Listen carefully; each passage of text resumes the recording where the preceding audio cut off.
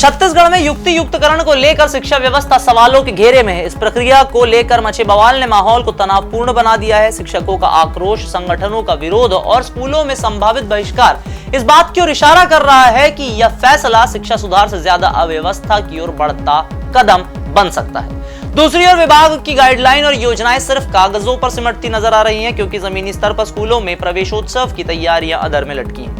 यह सोचने का विषय है कि क्या यह युक्ति युक्तकरण वास्तव में शिक्षा की गुणवत्ता बढ़ाएगा या फिर यह भी एक ऐसा वादा साबित होगा जो बच्चों की पढ़ाई और शिक्षकों की स्थिरता दोनों को नुकसान पहुंचाएगा। इन सवालों के जवाब तो समय ही दे पाएगा। हम एक नजर डालते हैं कि क्या युक्ति युक्तकरण के फैसलों को लेकर अभी के हैं छत्तीसगढ़ में हालात। नाम हमारा आशीष गुप्ता, आप देखना शुरू कर चुका है NH24/7 डिजिटल। छत्तीसगढ़ में 16 जून से नया शैक्षणिक सत्र शुरू होने वाला है, लेकिन युक्ति युक्तकरण की वजह से माहौल काफी गर्म है।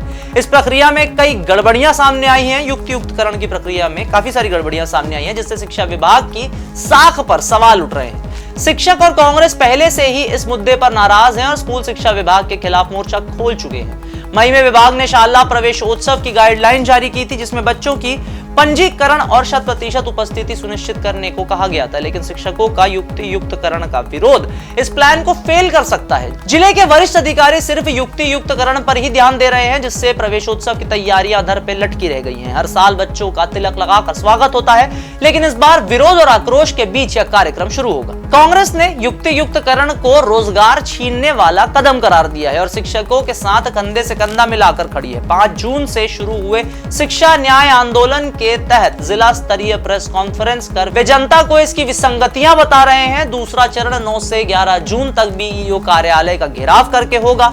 तीसरे चरण में 16 से 25 जून तक 3 से 5 किलोमीटर की शिक्षा न्याय यात्रा निकालकर डीईओ कार्यालय का घेराव किया जाएगा। चौथा चरण 1 से 10 जुलाई तक ब्लॉक स्तर पर 5 से 10 बंद स्कूलों में पालकों और विधायकों के साथ प्रदर्शन किया जाएगा।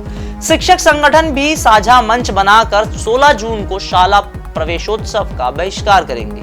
इससे विभाग की गाइडलाइन सिर्फ कागजों तक ही सिमट कर रह जाएंगी और बच्चों पर भी इसका सीधा असर पड़ सकता है। प्रदेश में हजारों शिक्षक और कर्मचारी 2022 से तबादला नीति का इंतजार कर रहे थे, लेकिन सरकार ने नीति तो लाया पर शिक्षकों को इससे दूर रखा। इससे शिक्षकों में गुस्सा बढ़ गया है, जो आने वाले दिनों में और दिखेगा। युक्ति युक्तकरण में गड़बड़ियों और निर्देशों के उल्लंघन से शिक्षक संगठन लामबंद हो गए हैं। उनका कहना है कि इस प्रक्रिया से स्कूल बंद हो रहे हैं और उनकी नौकरी खतरे में पड़ रही है। शिक्षकों की कई जगह काउंसलिंग में गलत सूची बनाई गई है, जिससे भरोसा टूटा है। शिक्षकों का कहना है कि अगर उनकी मांगे नहीं मानी गई तो वे स्कूलों में हड़ताल कर सकते हैं। इससे 16 जून का शाला प्रवेशोत्सव प्रभावित होगा और बच्चों की पढ़ाई शुरू होने से पहले ही रुकावटों का सामना करने लगेगी।